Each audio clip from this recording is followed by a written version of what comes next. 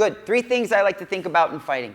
Striking, number 1. Clinching, number 2. Oh, and everybody's favorite, grappling. What to do when you're on the ground. I just ended up that way. I do that to myself. Most of the time I fuck myself, so whatever. Anyways, I really hope kids aren't watching this stuff. You know what I mean? So we're going to talk a little bit more about clinching. Our last video, we talked about a simple way I like to get inside. So I wanted to talk today about the collar tie. Collar tie, very, very good clinching technique. Get in fast and swift, control the mother effing dome, and blast, right? You can use a collar tie for a lot of things. I'm going to show you how I like to use it today. So I got my awkward friend Caleb here. I crack myself up. Okay, so let's talk about the collar tie. Now this is for those of us that like to get inside who aren't humongous and ride that outside. Anyways, it's like, I actually saw a YouTube street fight where this like gangly dude with glasses did that really well. He was like doing like spin kicks and shit. It was awesome. I was like, damn dude, you're a badass nerd dude. But anyways, some of us aren't that good, okay?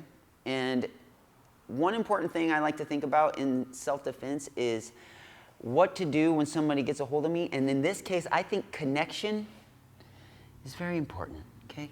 Connection is sacred. Where did I hear that before?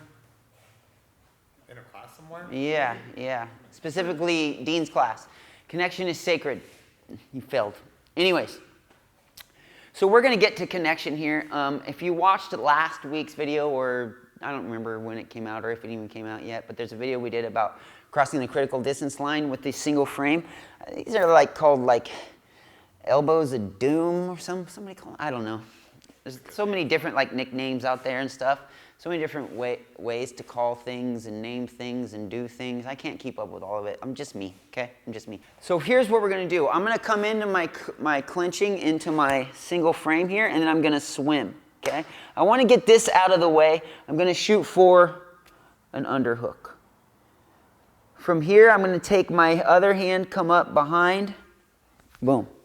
And now I have my collar tie here, okay? I like to be on the same side as this underhook. Now, I think we've talked about underhooks before, so I'm not going to get into it. I'm trying to grab this little nub here, like this. Bam! And then I have my collar tie here. One mistake people often make when they're doing this is they go at the neck, which if you go to the neck, do me a favor, big man, and just posture up. See, he can just posture up easily. I don't want him to do that. So I'm going to go on the back of his head. Good, relax. Jesus. On the back of his head here, kind of where if he was wearing a yarmulke, I just put my head right there. His head in my hand, okay? And then another mistake people make is they just stay right here in front, right? I'm like in front of him so he can knee me, right? He can start doing defense, stuff like that. So what we want to do from here now is we want to create an angle. So from here now, I'm going to release this underhook, and I'm going to shoot this angle here. Boom. Now I'm off to the side here. I got this here. My arm is, excuse me, can you turn for me, buddy? Good. My arm is still up against his body. Okay, I forgot to say that. This right here, turn for me. I want my forearm, boom, right up here, right up against him. Okay? Good. So creating this angle, if you look at now, my hips are facing him here, and look at this. Look at this. It's a beautiful thing. Boom. So guys, I think Randy Couture was really good at hitting like uppercuts from here. First off, if you don't know who Randy Couture is, let's chill for a second. You need to check him out. He's like, maybe mastered. Is that too much? I don't know. Does anybody really master anything? But these like clinch fighting, dirty boxing techniques, he did that shit better than everybody back in the day. I don't know about now, but back in the day, for sure. Okay? So again, you can also start this off of just tie clinch, right? So let's do that. I'm going to come into tie clinch. Remember, we want to come in tight, keep this up against our head, and then I'm going to shoot this through. Boom, and now I have my tie clinch. nice and tight. I want to have my elbows up against him, my forearms up against him, and I want to break his posture down, okay? I don't want him to stand up. From here, I'm going to go to collar tie. Now I got one, and I'm going to shut that, boom. And then from here, I'm just giving some pain until he tries to do a little something, boom, and then I switch. Boom, boom, boom, boom. And you don't ever want to just be stagnant. I want to move him around, right? Boom.